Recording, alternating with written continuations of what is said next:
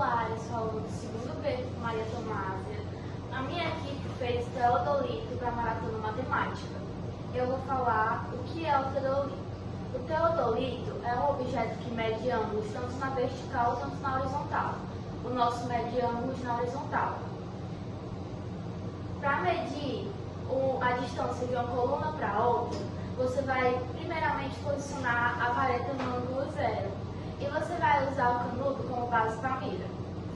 Você vai mirar o canudo em uma coluna e quando ele apontar para a outra, você vai ter um ângulo apontado aqui na vareta.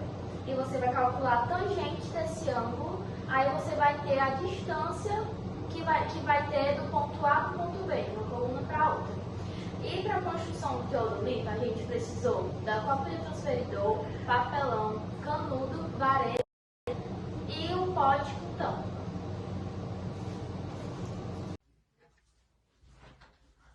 Me chamo Fábio Cauã, sou estudante do terceiro ano B da Escola Maria Tomásia e irei falar um pouco sobre a história do teodolito.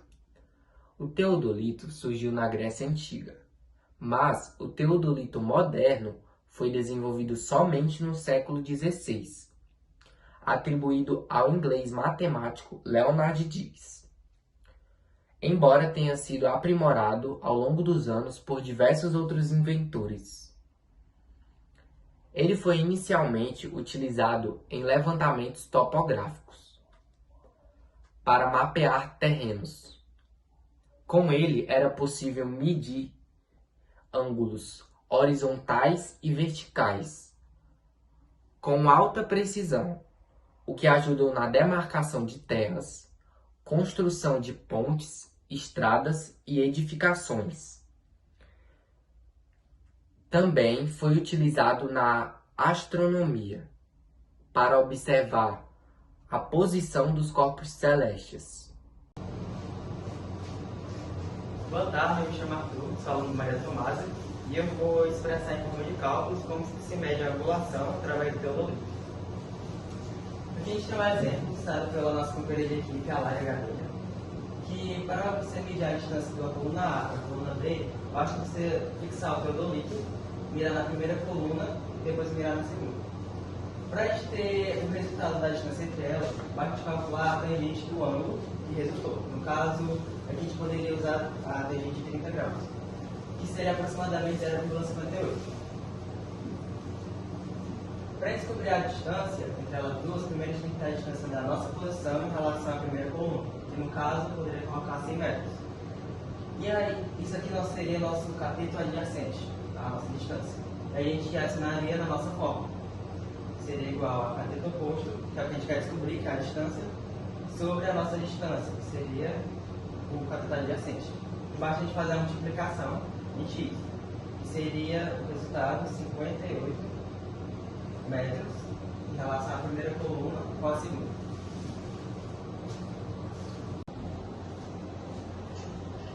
Bom dia, eu me chamo Hilary, sou aluna do Maria Tomásia e agora eu vou explicar a parte da nossa pesquisa, certo? Nós decidimos fazer uma pesquisa em relação à variação de média do terceiro ano, né? E eu introduzo dizendo que a gente decidiu focar na disciplina de matemática, observando alguns pontos através da coleta e análise das notas de avaliações dos alunos do terceiro ano B, certo? Com o objetivo que permite a gente avaliar as metodologias de ensino dos professores, principalmente os professores da disciplina de matemática. E a gente busca identificar padrões de desempenho e dificuldades dos discentes em relação a essa matéria. O nosso objetivo geral é em relação à análise do desempenho da turma do terceiro ano B e identificar as tendências, os seus pontos fortes e seus pontos negativos, para a gente ter uma melhoria diante dessas áreas em relação à matemática, como por exemplo, trigonometria, funções. A gente vai tentar identificar esses pontos fortes, o negativo deles, para tentar trazer uma melhoria, certo? E o nosso objetivo específico é principalmente identificar esses desafios e propor estratégias pedagógicas para melhorar o aprendizado desses alunos. A nossa metodologia que a gente utilizou baseada nessa pesquisa foi a metodologia quantitativa e ela busca analisar principalmente a avaliação diagnóstica, que foi uma prova que o terceiro ano B fez no bimestre passado, no segundo bimestre, e essa prova teve como objetivo analisar conhecimentos prévios de matemática dos alunos. Essas técnicas de estatística, a gente conseguiu calcular as médias dos alunos e identificamos alguns padrões de desempenho. Que padrões seriam esses? Baseado no nosso resultado, nós temos aqui, no nosso gráfico, a média de matemática dos estudantes. Primeiro bimestre, nós conseguimos observar que foi 7,1, enquanto no segundo bimestre foi aparentemente em torno de 7,8. É uma porcentagem muito grande, porque aumentou 7 décimos. O que isso significa desses 2 bimestres? Que com a avaliação e com a melhoria que a gente teve, a nossa precaução no primeiro bimestre, nós conseguimos ter um avanço na disciplina de matemática. O que isso significa que teve avanços positivos dos professores, na questão de aprendizado. E como eles trouxeram materiais didáticos de matemática para essa melhoria do aprendizado dos alunos, certo? Então a gente teve, obviamente, 7 décimos diferentes, uma coisa bastante valiosa. O que concluímos com isso? Que a turma do terceiro ano B teve um aumento significativo nessas notas. Como o primeiro bimestre teve inicialmente 7,15, enquanto o segundo bimestre foi 7,83. Foi um aumento significativo, de fato. Esse crescimento pode refletir em diversas coisas, principalmente em como os professores construíram as aulas deles. Como? Através de TDs, eles perceberam que os alunos não estavam conseguindo ter mais aproveito em outros tipos de materiais. Então eles mudaram para TDs, uso de laboratório de matemática, como por exemplo, tem alguns objetos que podem trazer mais significado, mais valioso a perspectiva do aluno. Então, se você vê o material didático assim, é importante no aprendizado deles, consegue chamar a atenção. E o papel do docente foi muito importante, principalmente na utilização dessas ferramentas de materiais pedagógicos de matemática. O que é que a gente conclui?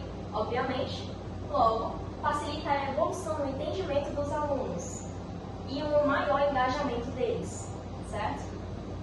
E ter um aprimoramento nas metodologias e no entendimento dos conteúdos. Obrigada pela atenção e é isso.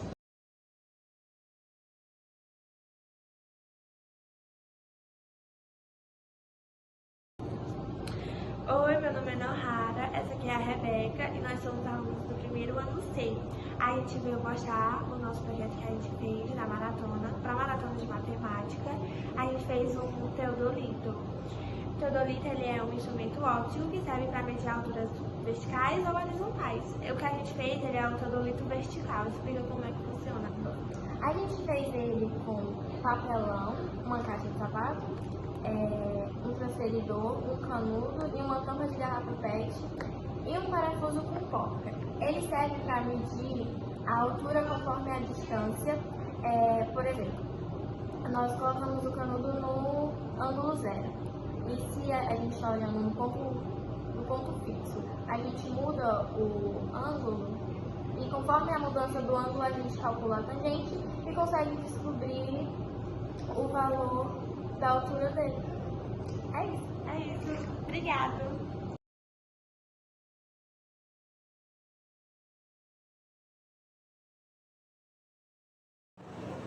Boa tarde, sou João Machins. Boa tarde, eu sou a Lara. Nosso trabalho é sobre a comparação de médias de matemática do primeiro e segundo trimestre. Dando introduzido no assunto, o trabalho vai ser sobre a comparação de médias de matemática dos alunos da turma do terceiro A da instituição educacional Maria Tomásia. Mais concretamente, observar quais foram os motivos que influenciaram os resultados obtidos. Nosso objetivo geral era comparar as médias do primeiro e do segundo bimestre da sala do terceiro ano para identificar o que foi que aconteceu com essa sala para que ela tenha tomado o seu destino. Como objetivo específico, temos analisar os desafios de aprendizagem, avaliar os impactos das estratégias pedagógicas utilizadas na turma, porque nem todos os alunos vão conseguir pegar a certa matéria de um professor que usa uma didática diferente de outro, que provavelmente pode ser mais fácil, e também investigar a relação entre frequência escolar e rendimento acadêmico. Porque se o aluno ele tem uma frequência irregular, ele vai perder os conteúdos que são abordados em sala de aula e, consequentemente, não vai conseguir entender as matérias. Nossa metodologia foi adquirir a primeira a primeira média e a média do segundo do bimestre, e começamos com o Henrique, que é o líder de sala, o aluno que está à frente da turma, para saber o que foi que aconteceu nessa turma e conseguir dar nossos resultados. E a gente teve como os resultados que no primeiro bimestre a turma atingiu 7,18 de média em matemática, porém no segundo bimestre decaiu para 6,90.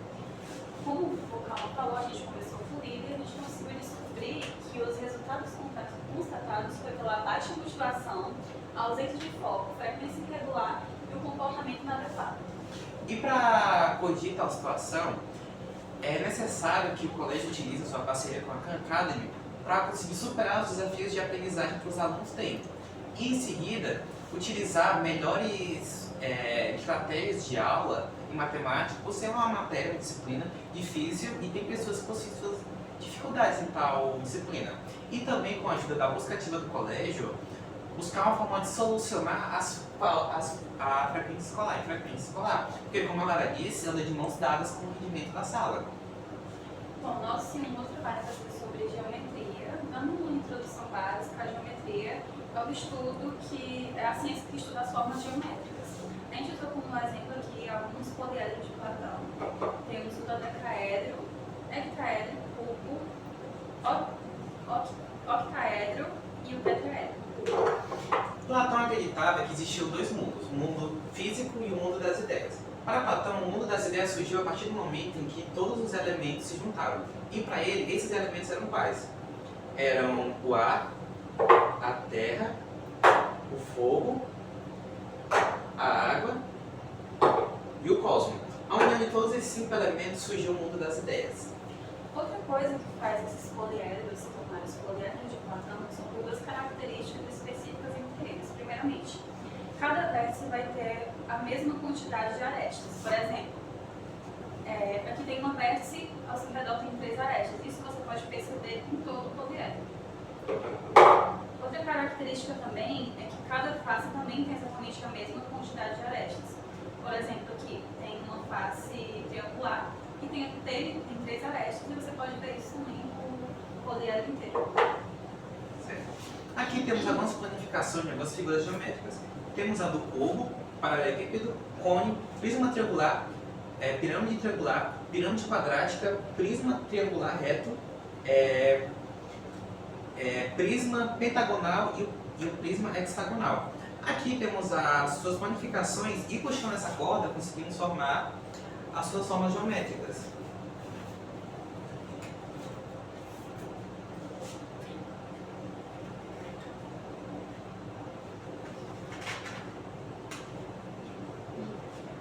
Pronto. Agora deixa eu mostrar um experimento para mostrar como a geometria também pode ser divertida no meio de tanto caos. O primeiro passo é a gente pegar uma batata e a gente vai descobrir o volume dela através de um beco que tem um formato de cilindro. Colocando a batata, a gente percebe que a altura se desloca em 3 centímetros.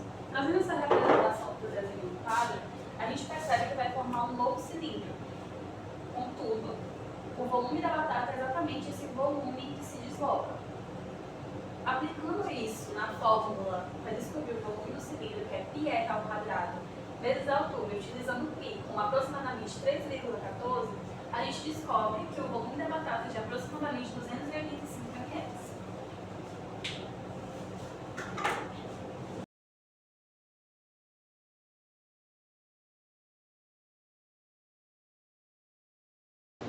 Oi, tudo bem? Meu nome é Amy, eu sou aluna da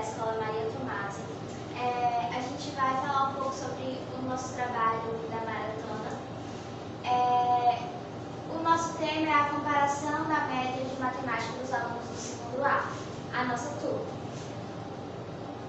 Vou introduzir um pouco do nosso trabalho. Nesse trabalho, a gente pegou as notas tanto do primeiro bimestre quanto do segundo bimestre de matemática e a gente fez uma comparação para ver os resultados e foi uma diferença muito significativa para os alunos. Oi, olá, tudo bem? Me chamo Rian, sou aluno do segundo ano A, daqui do Maria Tomás, e eu vou falar sobre os objetivos. O nosso objetivo geral foi observar o rendimento dos alunos e nós tivemos 3 objetivos específicos, que foi analisar as notas, comparando o primeiro e segundo bimestre, a gente viu os pontos positivos e negativos e ver o rendimento da sala, da matéria de matemática. Olá, tudo bem? Meu nome é Lisandra e eu vou falar como esse trabalho foi feito.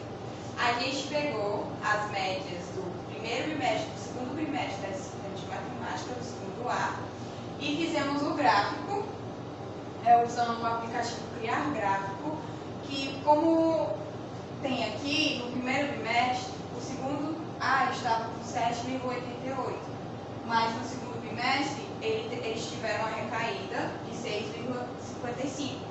Essa recaída foi bem impactante para todos. E para a gente finalizar, a gente conseguiu observar que foi a diferença muito grande, que o rendimento da matéria no segundo bimestre deu uma caída significativa. E a gente queria pontuar também os pontos, o que fez com que a turma tivesse essa caída significativa e a gente queria entender porque é realmente muito visível a diferença das médias. Antes da gente ir para a bibliografia, a gente queria concluir que o grande motivo que foi observado através da opinião dos professores foi o uso de celular, a conversa e a falta de interesse nos estudos na matéria de matemática, que muita gente teve dificuldade, não se interessou em entender. E passando na bibliografia, foi só o link do aplicativo que a gente usou para fazer o gráfico, que a gente pegou e foi muito essencial para a gente poder fazer o trabalho e ter a análise. Bom, a gente vai passar agora para nossa banca, dos nossos livros. A gente vai falar um pouco sobre 2 livros, mas o nosso objetivo com essa banca é mostrar que a literatura está assim na matemática e que não só existem livros didáticos sobre matemática, mas também que existem livros de contos que poderiam ajudar no nosso estudo, na nossa aprendizagem. E a gente queria pontuar isso porque é muito importante essa comunicação entre a literatura e a matemática. Bom, eu vou falar sobre o autor Mauva Tarran, mais conhecido como Júlio César. Ele nasceu no Rio de Janeiro, de 6 de maio de 1895, e ele faleceu de 8 de julho de 1974. Ele fez o livro O Homem que Calculava, que é esse livro aqui. É um livro que ele fez que conta vários contos, e nesse livro ele fez baseado em um personagem, que é o Beremi Sami, é um nome árabe. E durante esse livro, ele conta que Beremi Sami foi resolvendo cálculos matemáticos. Beremi Sami tinha um dom de resolver cálculos matemáticos, e durante a sua jornada, durante o seu caminho, ele foi resolvendo problemas, e durante esses problemas ele ia resolvendo recompensas de cada problema que ele ia resolvendo. E um dos problemas que ele resolveu foi os problemas dos 35 camelos. Eu vou explicar agora para vocês. Beremi Sami, ele foi viajar com o amigo dele, Bagdadi, e durante o caminho deles, eles encontraram 3 rapazes discutindo. Eu não aceito isso, isso é um absurdo, isso é um roubo. E Beremi Sami, muito curioso, chegou lá e perguntou qual é o motivo de tanta discussão. Aí um dos rapazes também falou assim: nosso pai acabou de falecer, mas ele deixou pra gente uma herança de 35 camelos.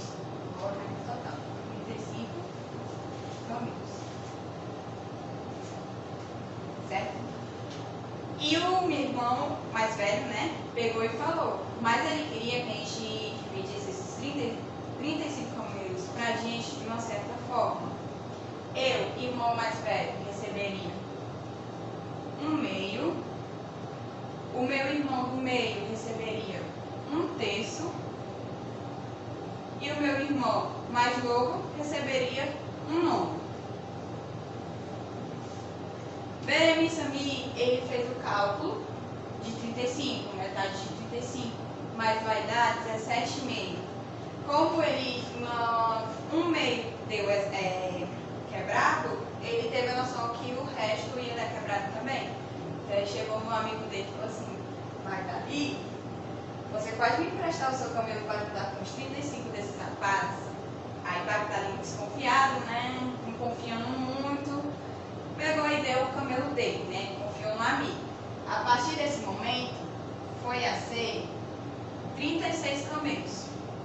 Aí o Beremice Sami chegou no irmão mais velho e falou assim, você que ia receber 17,5, você vai receber 18 camelos. Que é 36 dividido por 2. Aí ele foi para o irmão do meio. Você que ia receber 11,5, agora você vai receber 12 camelos. Que é 36 dividido por 3. Certo? E ele foi para o irmão mais novo. Você que ia receber 3,5, agora você vai receber 4 camelos. Que é 36 dividido por 9. E ele faz o cálculo de todos os resultados. 18 mais 12, 30, mais 4, 34. Certo? E restam 2 camelos. Mas o irmão mais velho chega no Beremice e fala assim, se são 36 camelos, o que você vai fazer com esses 2 camelos que restaram? Beremice Sami, muito sincero, né, pega e fala assim, um camelo é do meu amigo Bagdali e o outro camelo é meu por ter resolvido seu problema. Os 3 irmãos pulam de felicidade porque ele resolveu o cálculo deles e cada um vai ficar com a pontinha certa. Mas há um erro. Como é que Beremice Sami fez sobrar 2 camelos de 36? O erro foi o pai, porque ele dividiu de uma forma errada. E Beremice, para descobrir a quantidade certa que era para o pai ter dividido, ele fez da seguinte forma: 1/2 mais 1/3 mais 1/9. Ele tirou o MNC do 2, do 3 e do 9. Divide por 2, 1, repete 3, repete 9. Divide por 3, 1, 3, 3, 1. Multiplicando o resultado dá 18. Aí ele pegou, colocou 18 aqui, né, as 3 fraçãozinhas, que são 3 frações, e fez o cálculo. 18 dividido por 2 é 9, multiplicado por 1, 9. 18 dividido por 3 é 6, multiplicado por 1, 6. 18 dividido por 9 é 2, multiplicado por 1, 2. Aí ele pega, escrever aqui assim, o resultado, ele repete o resultado que foi mais repetido e soma os de cima, 9 mais 6 mais 2, que vai dar 17. Mas o que Beremice Sami quer dizer? Que o dobro desse resultado aqui era a forma certa do pai ter dividido os camelos para os filhos. Que vai ser o quê? 17 vezes 2. Se eu vou multiplicar em cima, eu vou ter que multiplicar embaixo também. Que vai ser 34 sobre 36. Que no total de camelos que vai ter dividido para os seus 3 filhos, eram 34 camelos. Porque aí não ia ter uma discussão e os cálculos não iam dar quebrados. Aí no final da história, Beremice Sami foi resolvendo os seus problemas, né? E ele, por ter resolvido os seus problemas, ele foi ganhando bandana azul já durante os problemas que ele ia resolvendo. E um dos problemas, ele foi dar aula de matemática para a filha do Leside Amide. Leside Amide, um poeta, e a filha dele se chama Tassim, de 17 anos. E por ele ter dado uma aula de matemática para ela, ele recebeu a recompensa de pedir em casamento a ela. No final do livro eles se casam e eles têm 3 filhos. E aqui é uma demonstração da história, em quadrinho, dos 35 caminhos.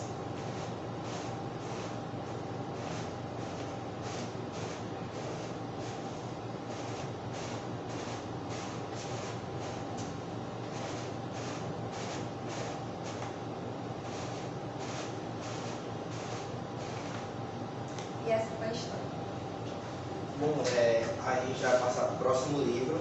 O autor desse livro é o Simon Singh, aqui ó, esse mocinho aqui. E ele vai falar sobre o livro O Último Teorema de Fermat, que é ele aqui. Foi ele o criador, ele é um matemático francês. E o interessante desse livro é que ele durou uma história que ele fala sobre 358 anos de pessoas, nomes, tentando resolver como pode dizer, um teorema. E tipo assim, é muito interessante porque tem muitos aprendizados que a gente pode aprender e é muito interessante sobre isso. Como o Ian falou, são vários nomes que tentaram resolver esse teorema. E vários matemáticos, estudiosos, professores mesmos. E tem um aí específico, que é a Sophie Germain. Ela é uma mulher na época dela, né? E ela estava tentando resolver esse teorema, e ela se fingiu de homem e entrou em um campus, uma faculdade, que era proibida para mulheres. E ela, com os estudos dela, ela foi tentando resolver. E é interessante porque cada pessoa, cada nome que tentaram resolver esse teorema, ajudou futuramente a outra pessoa que tentaria resolver. E é engraçado porque outras pessoas que tentaram resolver esse problema se mataram por frustração e não conseguiram, mas mesmo assim teve uma importância significativa para esse livro. Bom, finalizando e mostrando o livro também, o livro, né? E assim, todas as pessoas que tentaram resolver tinham um nível técnico de formação. Eles não, mesmo vocês não conseguiram resolver. Mas algo que parecia tão difícil, mas tão difícil, foi algo tão simples de ser resolvido. Porque foi um professor matemático que ele resolveu, e era um cara novo, se não me engano ele tinha 18 anos, que é o André Willis.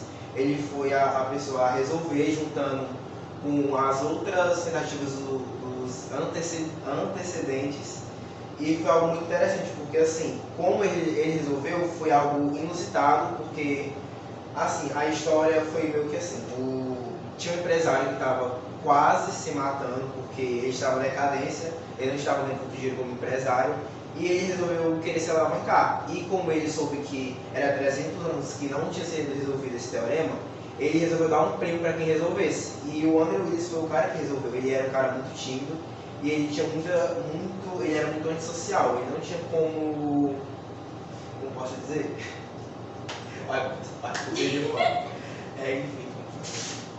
Bom, ele é algo interessante, porque assim, muita gente não acreditava nele. E foi muito inusitado. E com isso a gente queria trazer, antes de finalizar, eu queria mostrar também um exemplo do teorema, que é um exemplo muito simples. Mas enfim, é simples de ser resolvido, né? Mas o que a gente queria trazer com todo esse trabalho é que dá pra gente aprender de uma forma diferente com os livros e com a matemática. Não de uma forma chata, que todo mundo trata matemática como se fosse algo chato, como se fosse algo didático e algo difícil, mas com os livros a gente pode aprender conceitos, pode aprender sobre vidas e vários outros tipos de coisas e ensinamentos, que é algo muito interessante, porque cada livro é uma história diferente, não sobre teoremas, sobre soluções, sobre teoremas, sobre soluções. E é algo muito interessante, porque se não tivesse esses livros, muita gente que não parou para ler esses livros não teve uma nova visão do que é a matemática, porque a matemática não é só algo chato de ser resolvido, mas ser algo prático e algo para o entretenimento de todo mundo. E também esse aqui, não só esse, mas tem até os livros aqui atrás que a gente usou, que a gente até usou na apresentação com os alunos lá na quadra, que foi para representar um pouco dos livros que tem na biblioteca, que a gente usa, pode ser usado, mas muita gente infelizmente não vê. Eu acredito que depois do nosso trabalho todo mundo pôde ver, observar e ter mais vontade, inclusive eu, que gosto muito de matemática, mas nunca cheguei a ler algum desses livros. Obrigado pela atenção e é isso. Muito obrigada.